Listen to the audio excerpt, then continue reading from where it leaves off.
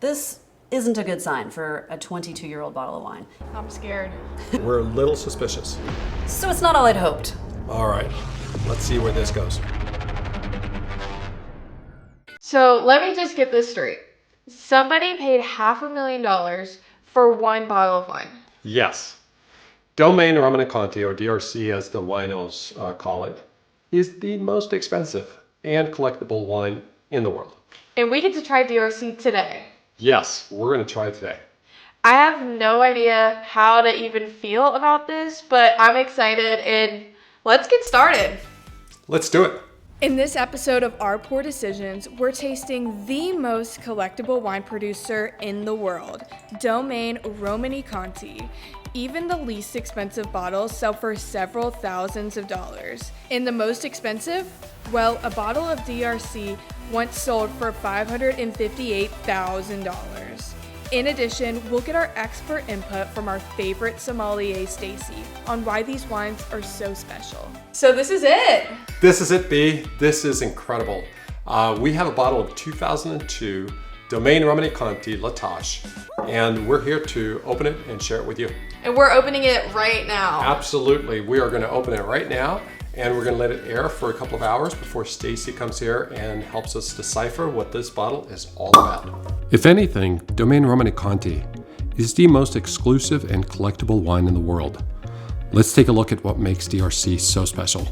The DRC vineyards are all located around the village of Domaine Romanee, which has an official population of less than 400 people.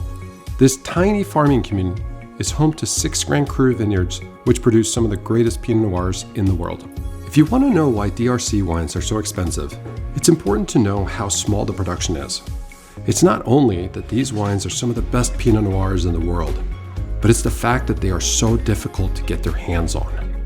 Domaine Romanee Conti makes wines from 9 vineyards, and the total production from these 9 vineyards is only 6,000 to 8,000 cases per year, depending on the yields.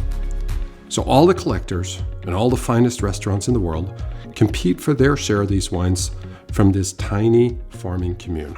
So this is basically all about exclusivity, right? Yeah, I think you can say that. Maybe kind of like a Birkin bag? Maybe. Except maybe a Birkin bag lasts a lifetime. Meanwhile, a bottle of wine only lasts for one evening. Okay, I can see your point here, but this is more of an experiential luxury. And people that are Burgundy fans, well, there's nothing greater than a DRC experience.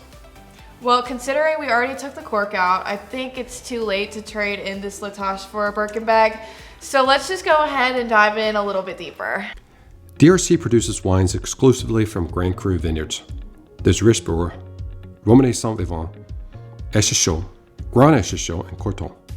The most famous and most expensive DRCs are the wines from the La Tache, Romanee Conti, and Montrachet vineyards.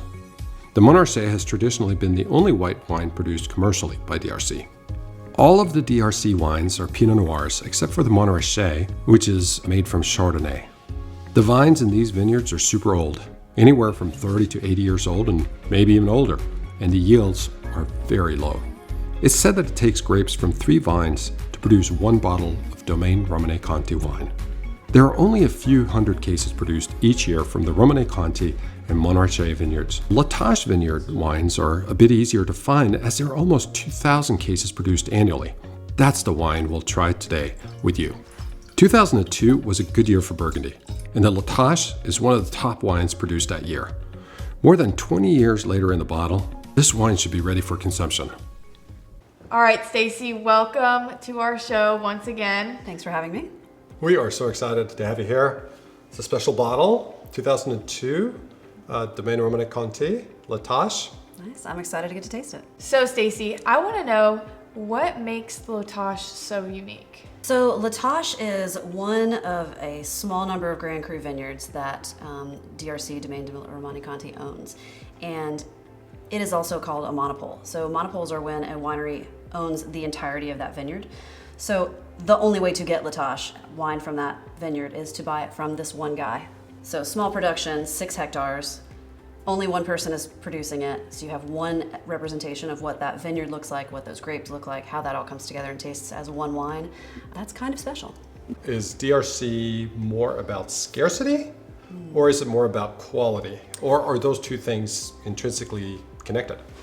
I think that they are both very important in talking about this wine, right? There are 100,000 hectares in Bordeaux. There are 27,000 hectares in Burgundy. There are 30 in DRC, right? This is 6 hectares.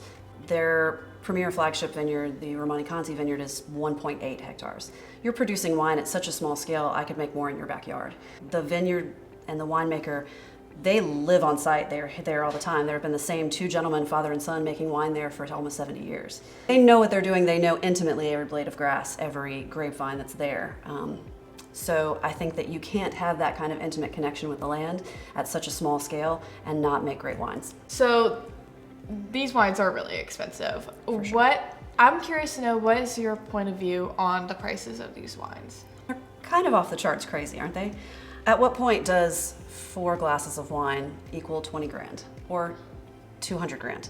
Is it because it's so scarce? Is it because it's so sought after? Is it supply and demand? To some degree, sure. The thing to drink right now is a bottle of high-end Burgundy. If you are someone, you have to have a bottle of that on your table. If you are to be seen as being someone, you have to have a bottle of high-end Burgundy on your table. And it can't just be a Négociant Latour. It has to be DRC. It has to be Lafon. It has to be Roumier. To be seen with those names on your table, that might be worth $200,000. I don't know. Where do we start? The first thing I'm gonna do whenever I open a bottle of wine is look at the color.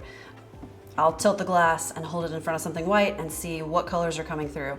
And right away, this is looking a little more orange and garnet and cloudy than I would expect a 2002 Pinot to look. Yeah, that struck us too. It almost looks muddy, or like a red clay muddy. It really does. That's a great description for it, for sure. This isn't a good sign for a 22-year-old bottle of wine. It shouldn't look quite this advanced. So first hint that something might not be all correct about this bottle. So what's worse, the part that it's a little brickish or the part that it's cloudy? Or both? I think that they're both combining here. Brickish isn't a terrible thing. As wine ages, the color compounds kind of bind with tannin and they fall out of solution. So you get the redness fades. Both wines sort of like red and white meet in the middle with some kind of orangey brown notes. That's not the worst thing. The cloudiness, you want a wine to be clear and you want to be able to see through it. Even if it's so dark I can't necessarily read through it, I still want it to be crystal clear. And this amount of cloudiness is not a great sign. All right. Now, what about the nose? Let's stick it in there and see what happens. There's some stuff jumping out at me. What are you getting? Well, I am getting licorice. It smells a little bit like rubbing alcohol. It does smell a little bit like rubbing alcohol, or for me, nail polish remover is what I get. Yeah. Wow. Not good. Not good. Okay, so we know that we might have a bottle here that's not perfect, which is really not that unusual for Burgundy wines. It's true, especially in this era. Right around the turn, 96, 97, into the early 2000s, Burgundy had a real problem with premox, premature oxidation. And the problem kind of got tracked down to poor corks, bad closures, and not enough SO2 in there. You put some sulfur in the bottle, it keeps the wine from oxidizing. And if you have a good cork, a good closure, you don't have that ingress of oxygen. And they had neither of those things in that era. So there were a lot of more Chardonnays from Burgundy, but a lot of wines in that time period. And this is one of the most frustrating parts of Burgundy. Burgundy wines, you can have a case, you've stored them perfectly, they're all the same. Yeah. 4 bottles are great, 6 bottles are good, and 2 bottles are terrible. Yeah. That variability and the quality issues from some of the finer Burgundy wines, do they still struggle with that? So they really don't. And across the board, that time period actually created sort of a renaissance in cork making. So there's a lot of really great producers who are guaranteeing their corks, who are producing new, different corks, who are using different cleaning methods to kind of make sure that you get a solid cork that doesn't have any kind of taint or any oxygen seepage through it. So it, kind of the worst of the times created the best of times. So they've learned from their mistakes and they've stepped up their game. All right, so we are about to taste it, but do it. we're a little suspicious. For sure. All right, let's see where this goes. I'm scared. Cheers. Cheers.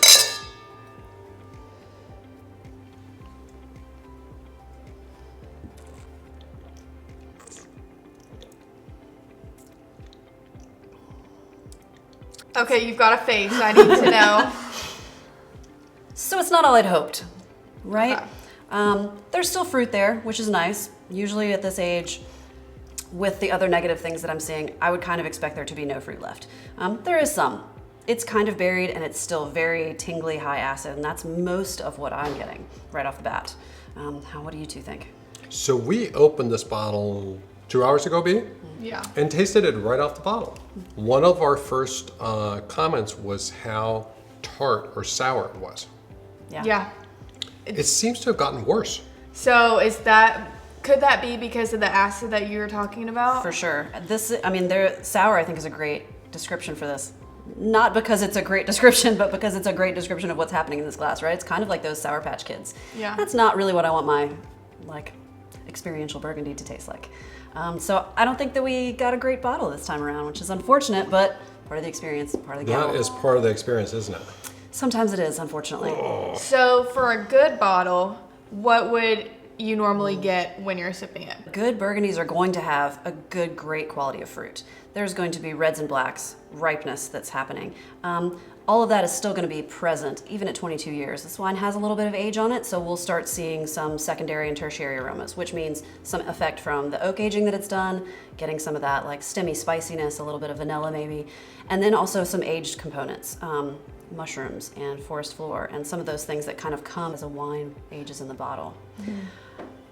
I don't know that I can get to any of those with this because of that Sour Patch that's just right up front. If you like sour candy, this could be a good wine for you.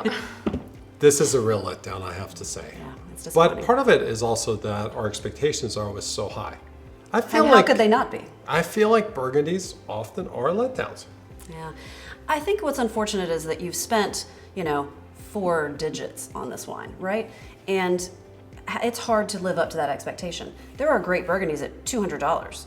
And not to say that there couldn't have been a great Burgundy in this bottle, but it does make it harder to live up to those expectations the more dollars you have to spend to get the bottle to come home and open. So what do you think? We're opening a bottle of $7,500 and quite frankly, not very good. Disappointing. Please leave your comments below. If we think about wines that we've done on this show like Harlan and Screaming Eagle and compare that to DRC, how do they compare?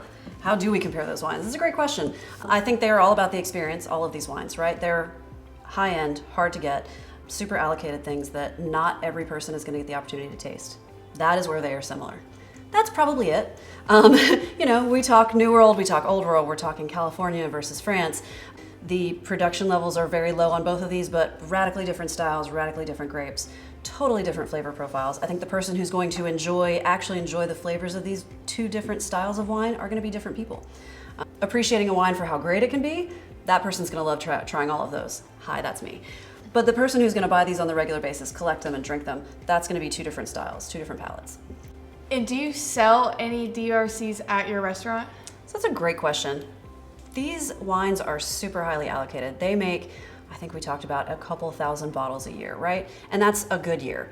So who gets to hold these bottles? Who gets to take them out in the marketplace? I get offered 2 bottles a year. Not La Tache, not Romanee Conti. I get Grand Echezot and an Echezot. So both Grand Cru vineyards, but 2 bottles a year for both of my restaurants, our wine club, and that's a crazy small amount. And that is not just me, that is the marketplace that we live in as well. So those 2 bottles are the only ones that come into the triad. I think that really helps us understand the idea of scarcity. For sure. How'd you get your hands on this, Ben? You just pay. Yeah. We're super bummed about this tasting, but there's probably also an important lesson in here. In fine wine collecting and drinking, there are no guarantees. We bought this bottle from Acker, wine merchant out of New York. We really don't blame Acker for this. We don't know the provenance of the bottle, and they didn't share anything with us. So this is a risk that we take on as a buyer. In the meantime, we're going to be searching for great bottles of wine and share with you the unfiltered truth. If you've had any bad experiences with terrible bottles, please share with us in the comments below. We would love to hear from you. This breaks my heart.